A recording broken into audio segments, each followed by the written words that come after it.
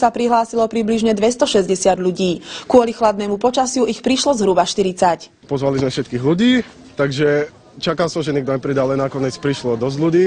Takže sme to tu scenár, originál spravili chvíľku dozadu, takže vyšlo to zatiaľ, videjko je spravené a za hodinku, za dve bude hotové, takže tešte sa ľudia, všetci. Video už teda koluje po internete a vyzerá asi takto. Con los terroristas.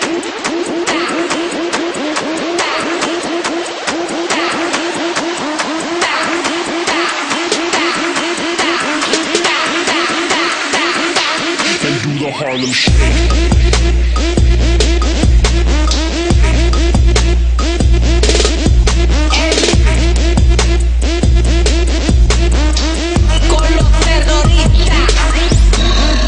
My sme len mali proste vybrať najlepšiu masku, ktorá bude začínať. To sme vybrali spoločne a ostatní už sa len prispôsobili.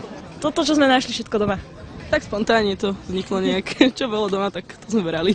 Tínedžeri pripomínajúci mrviacich sa červíkov na jednej kope na námestí Slobody neboli žiadnou raritou. Harlem Shake sa rozšíril bleskovou rýchlosťou a denne na internete pribúdajú stovky videí s týmto označením. Petra Čimová, televízia Pohoda.